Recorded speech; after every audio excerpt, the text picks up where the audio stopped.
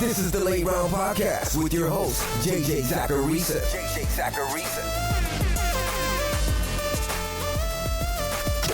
What's up, everyone? It's JJ Zacharisa, the editor-in-chief at FanDuel and at numberfire.com, and this is episode 362 of the Late Round Podcast, one of many shows that are part of the FanDuel Podcast Network. Thanks for tuning in. Before getting into the mailbag questions this week, I wanted to send you guys another reminder about racing.fanduel.com. With sports on hold, FanDuel is doing its part to continue to bring sports fans excitement by offering users the chance to bet on horse racing. Use your existing FanDuel DFS login credentials to gain access to tutorials, to learn more about the sport, including understanding how the odds work, the various types of bets, and most importantly, how you can win on those bets. Watch all the races live across over 300 tracks, and fill the void left in your sports fandom today. For more details, visit racing.fanduel.com or download the FanDuel app. Eligibility restrictions apply. The first question this week is from my buddy at Davis Maddock. It says, if Jonathan Taylor goes in the first round of the NFL draft, is he a top 5 pick in fantasy in 2020? I thought this question was pretty interesting, but others on Twitter said things like, wouldn't you need to know what team Taylor was drafted to in order to answer this properly? I'd argue that yes, we can be more precise with this answer if we knew what team he was drafted to. But from a workload standpoint, a team willing to take Taylor in the first is likely going to feed him the ball in year one, as long as that team isn't the Seattle Seahawks. Top 5 is pretty rich though, and I love Jonathan Taylor. I'd have a hard time drafting him ahead of Saquon Barkley, Christian McCaffrey, Zeke, and Michael Thomas at the very least. Right there is 4, and I think that you can make arguments for Dalvin Cook and Alvin Kamara. I do think that this is a lot closer than people realize, though. There are question marks with plenty of later first-round picks. Whether you're looking at Derrick Henry and that offense's regression, you got Aaron Jones and the potential for a split backfield and touchdown regression, Joe Mixon's a question mark in the offense, Nick Chubb saw bad splits with Kareem Hunt, and I'm just naming running backs there because we know wide receiver is flatter, and there's less differentiation from one player to the next outside of Michael Thomas from a projection standpoint. I think if Taylor falls to a pretty good spot, and if he's a first-round pick in the NFL draft, the argument would be more of a 1-2 turn type of player rather than a top 5 one. Maybe that sounds crazy, but I think that's where the argument would start. I doubt I'd be taking him there in redraft, but things could change. I've got him as a very, very good prospect. This next question is an email. It says, hey JJ, thanks for the great off-season content, and it's been good to go back and listen to the Evergreen podcast. Thanks. I've been in 2 startup dynasty drafts over the last month, as I'm a total degenerate. Normally, I take a wide receiver heavy approach as their value seems to be less volatile over time, with the annual consistency, stickiness of passing offenses. But I've noticed this year that wide receiver quality is so deep, and I'm able to get people like Mike Williams late and as a wide receiver 6. With this in mind, could we benefit from taking a more running back heavy approach to redraft next year, as the quality at wide receiver should be there later on? Appreciate your thoughts, man, and hope the Zacharisen clan are all keeping safe. Cheers, Dan from Nottingham, UK. Thank you, appreciate it. So I think this goes back to what I talked about in the episode earlier this offseason on the death of the elite wide receiver. We're seeing fewer and fewer unicorns at the position.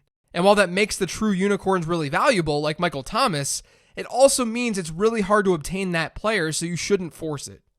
I don't know if running back heavy is the approach, though. I think mixing in running backs is and always has been fine.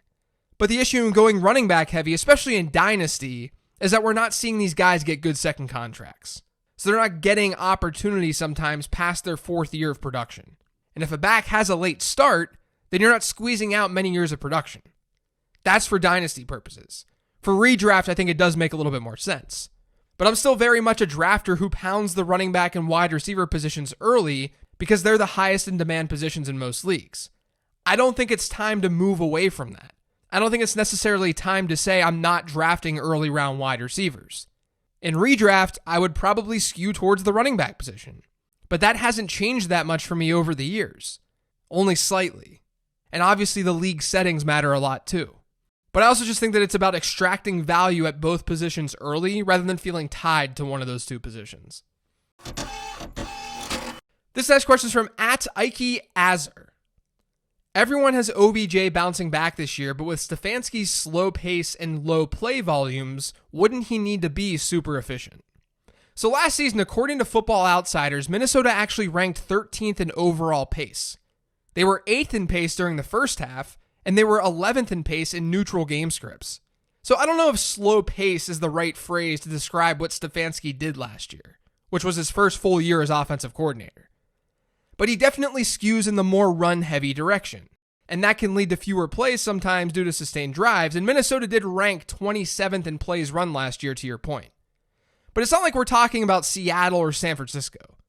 In neutral game scripts last year, which is when games are within 6 points, Minnesota ranked 23rd in pass-to-rush attempt ratio. They were third lowest in overall ratio, but much of that has to do with the fact that they were pretty good.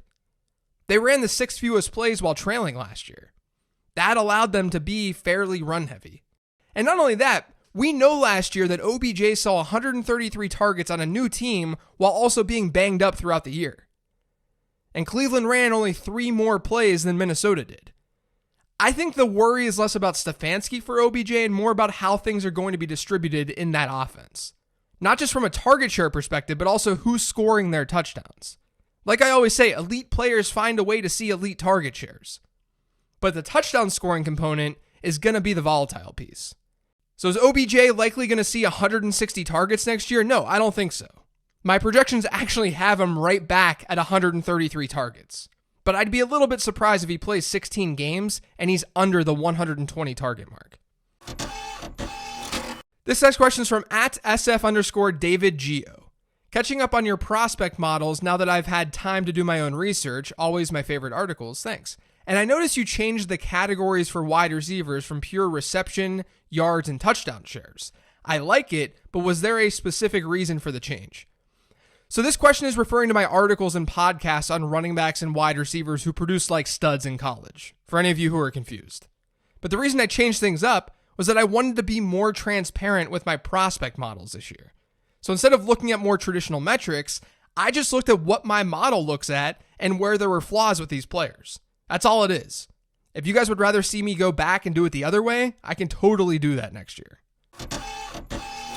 This next question is from @OnlyWonderBoy. Is there any practical reason why Superflex leagues aren't just 2 quarterback leagues instead? Don't see any reason why you'd ever start another position over a quarterback, so just curious. Love the pod. Thanks. Thank you. I think most of it has to do with the limited supply during times like bye weeks. If you're in a 12-team league, all teams are going to have at least 2 quarterbacks. And then the majority of them are going to try to have 3. And in dynasty formats, you'll see teams with 4 or 5. If you don't have that flexibility, you can be taking zeros at the position in a given week. So maybe you're thinking, well, you should plan better. Sure, you can plan better to have a backup plan, but crazy stuff happens in the NFL and guys also get hurt. So the flexibility is what does it for me. And why not just have that flexibility? If you know that you're getting an advantage by having 2 quarterbacks, just play into that and adjust accordingly. But I don't see the downside of it being a super flex league as opposed to it being a 2 quarterback league, especially in leagues where other positions see boosts, because sometimes that makes them actual options in that super flex spot. This next question is from @DWC86. I'm trying to recall the measurements you rely on when trying to spot a breakout tight end. Last season, you were all over Waller, which was awesome. Who's shaping up to be that tight end this year? So I haven't done enough research to know who that tight end's going to be this season. But there's really not a ton to work off of aside from a really simple formula of athleticism and opportunity. Waller had both of those last year, especially after Antonio Brown left town. As did Mike Gesicki. And maybe Mike Gesicki is that late round tight end this year. He just didn't work out until the end of the year last year. But you want athletic pass-catching tight ends. Episode 261 with Rich Rebar from last offseason discusses this a little bit. This last question says, what do you think of James Conner's talent versus production? And is he capable of sticking around in the league if let go from the Steelers? So let's pretend the Steelers don't sign Conner after this season's over since he's a free agent in 2021. Do I think he's going to walk into a situation and be effective for fantasy purposes? No, I don't. And it pains me to say that. I'm born and raised Pittsburgh. I went to Pitt. James Conner is one of the most inspirational players of all time, and he went to my alma mater. I love James Conner. But being objective, I don't think he's an overly special talent, which is what you need to be in order to get a lucrative second contract, and in order to walk into a situation and see a lot of work. I think he can be a committee back, but I doubt we're looking at a situation where Connor's a starter on a different team. This is all part of the reason that a couple of months ago when someone asked for a lower key team who could spend up at the running back position in this year's draft, I mentioned Pittsburgh. I also mentioned Detroit. The thing is, the Steelers don't have much early round draft capital, but they could always trade up. They could always trade in and get one of those better running backs. But I'm not someone who believes that Connor's going to have long-lasting fantasy value.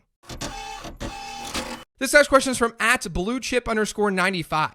How do you feel about Teddy as a late-round quarterback next year? Using the same logic as with Jameis last year of highly touted weapons, CMC, DJ, Anderson, and a division with minimal defense, and he can even use his legs a little bit. Curious to hear your thoughts on him.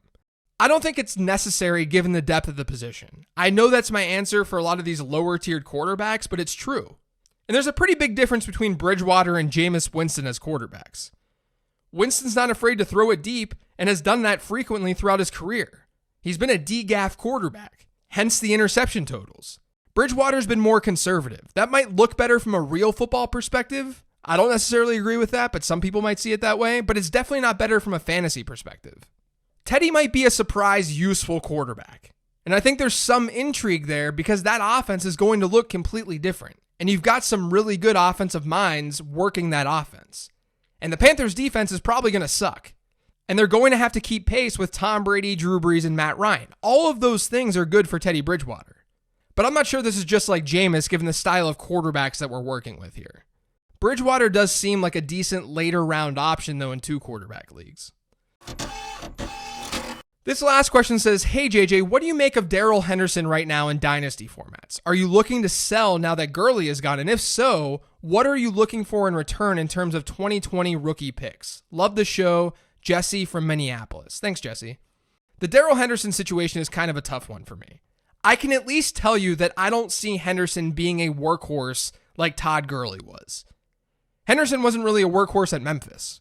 And then obviously he didn't see a ton of work last year either. And then on top of that, like I talked about on episode 343 on bailing on unproductive rookies, Henderson's rookie season really doesn't bode well for future success. Generally speaking, elite players in fantasy football are guys who have given us multiple top 20 seasons. They usually produce well as rookies because they're good. So Henderson's outlook from that perspective looks kind of bad. But it's not all doom and gloom. I think you can easily argue that Henderson's situation is pretty unique given what happened to the running back in front of him. And I did like him as a prospect. I think you're going to see Henderson's evaluation kind of all over the place right now. If I'm looking at him and his situation, like I said, I don't think he's going to be an RB1. I think we're looking at a situation where he's more of a 1A in that offense and in a committee. If someone's trying to buy him as a workhorse, then I would sell. If someone's trying to make the argument that Malcolm Brown is better, then I would buy. If you're equating this to draft picks, I'd likely be more comfortable with the higher end running backs in this year's class than Darrell Henderson. So the traditional top 5 guys in this class, I would rather have them. That means that if I'm trading a pick for Henderson, it would have to be a late first or an early second round pick. That's going to do it for today's show, though. Thanks to all of you for listening. If you've yet to subscribe to the Late Round Podcast, make sure you are by searching for it pretty much anywhere podcasts can be found. And don't forget to follow me on Twitter @LateRoundQB. Thanks, everyone. Keep staying inside and keep staying safe, and I'll talk to you on Monday.